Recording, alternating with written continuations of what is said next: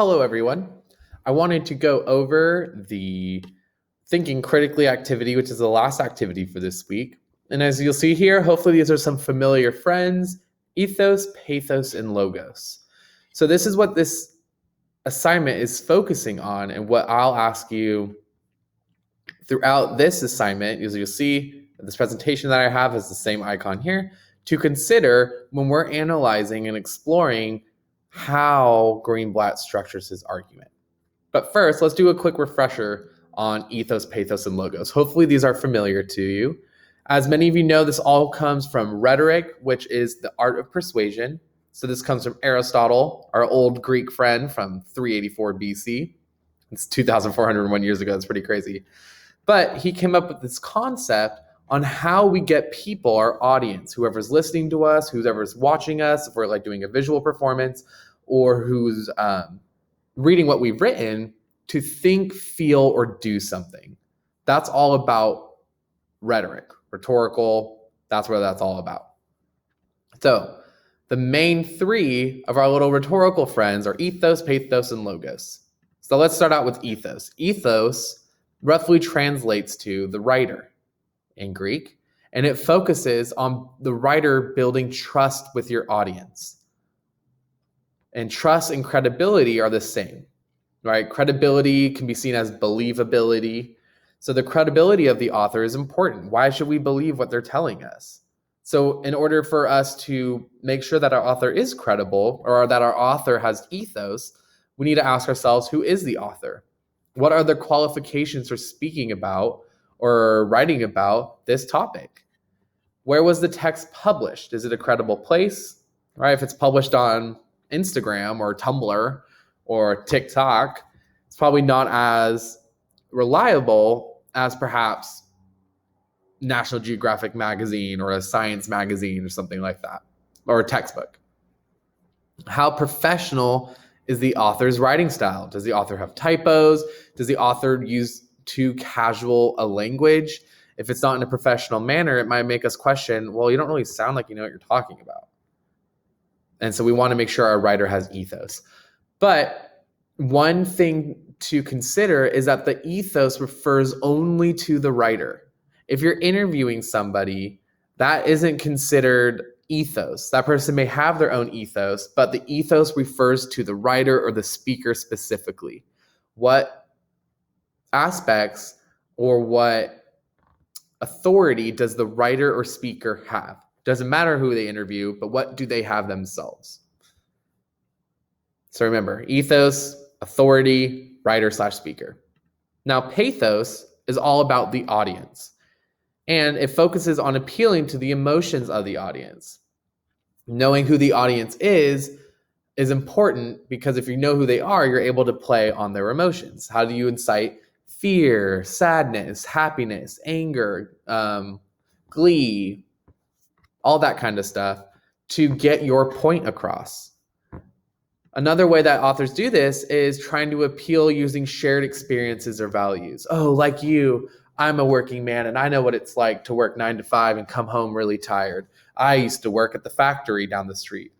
They use their shared experiences with you to appeal to your emotions, to seem kind of like a friend. Like, oh, well, this guy, we're a buddy because he knows what we're talking about. And how can the beliefs of the target audience be used to further the argument? And we see this a lot too, if you think especially of politics, right? If you think of rallies and debates and stuff like that, there's a lot of pathos used because they're playing on the emotions of the audience. If I want you to do something, I can make you feel guilty for not doing it and therefore do it. And I get my point across. But I need to know who I'm talking about. If you guys remember like those commercials with like the sad puppies, and they want you to like adopt them, and it's like, in the arms of an angel, and you have to like, and it's like really sad. That's pathos, right? They're getting the viewer to feel really sad during a commercial break. You see these sad animals and you want to adopt them, sad music, and it's going to get their point across, their message across. Adopt these animals, right? You feel bad, you're going to get up and go do it. So pathos is an appeal to emotion, and it focuses on the audience. And going back to ethos, writer, and it focuses on trust and credibility of the writer or speaker. The last one is logos. So logos, you can think of as logic, logo, logic. the message, right? It focuses on logic and reasoning that is easy to understand. It is important to use relevant evidence that relates to the context.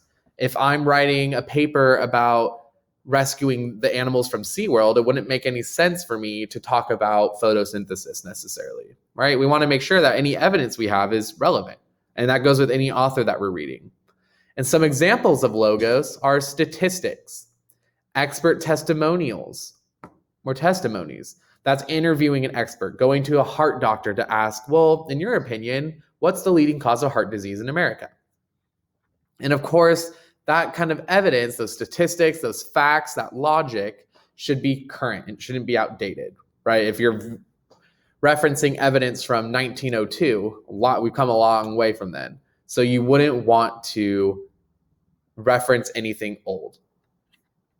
And again, breaking it down, ethos, credibility, pathos, emotion, logos, logic. Now looking at your activity, same thing here, everything I just went over, some examples, right? Some examples of what ethos, pathos, and logos look like, and a breakdown of what each one is. So you're going to be asked to answer, in your opinion, which of these you believe is the most effective and why. And in this section, we are exploring and researching Greenblatt's thesis. So unlike some other academic texts that we read, Greenblatt's thesis isn't necessarily explicit. It's not in a place where we can go through and highlight it necessarily, but the idea generally gets across. So we need to analyze the arguments Greenblatt makes and the modes of persuasion he uses to support his arguments.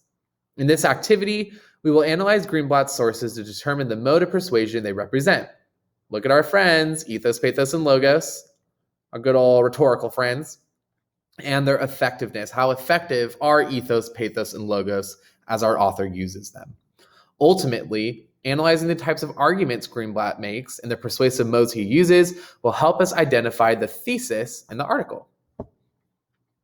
And it's interesting because this article is as much a presentation on differing voices in the debate over the age of responsibility as it is our author's own argument.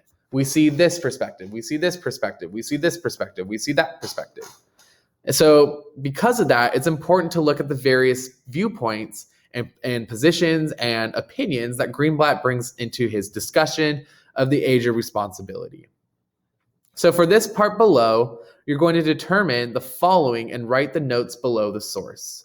So the first thing you need to look at is what's the person's view on the age of responsibility. And you'll see that within each question is asking you about a specific person. Franklin Zimring, Alexander Wagner, Lawrence Steinberg, and it tells you what paragraph that person is in. See that here. And you're going to put what their view is. How do they view the age of responsibility? Are they for it? Are they against it? Do they think it should be higher? Do you think it should be lower? All that kind of stuff. And so that's all going to be here. 1 to 2 sentences in that part. What do they view? And then I have an example here I'll go over with you. In the second part, you need to identify the mode of persuasion used. And what I mean by that is ethos, pathos, or logos. And of course, you need to be able to explain why. This person's opinion relies more on ethos because as a police officer, they have firsthand experience what it's like to be young and have a lot of responsibility. So let's look at this example here. So this example is from about Justin McNall from paragraphs 1 and 2. And in his view, he believes that young people should be trusted with more responsibility. And what mode of persuasion does he use? Well, if we're going back, if we remember from our section summary assignment, I don't have that open. But from our section summary assignment, so you're going to need to go back and revisit your section summary assignment for this assignment.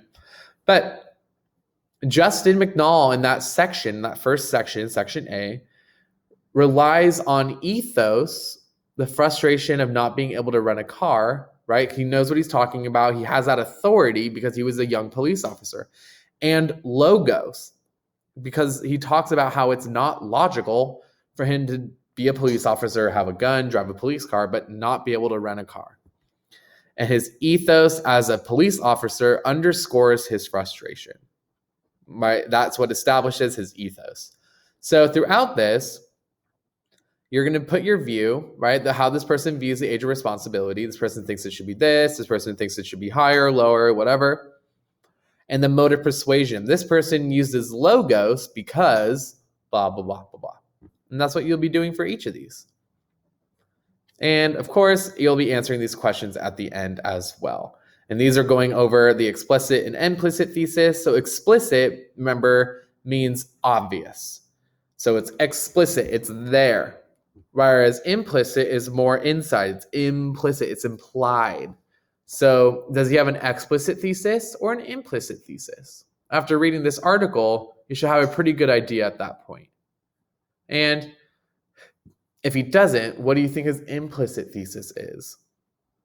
And how does having various sources with differing opinions support his thesis? What is his opinion on the age of responsibility? I give you a hint. And lastly, there'll be a section for you to reflect. So I hope you find this helpful. Of course, email me if you have any questions. Thanks.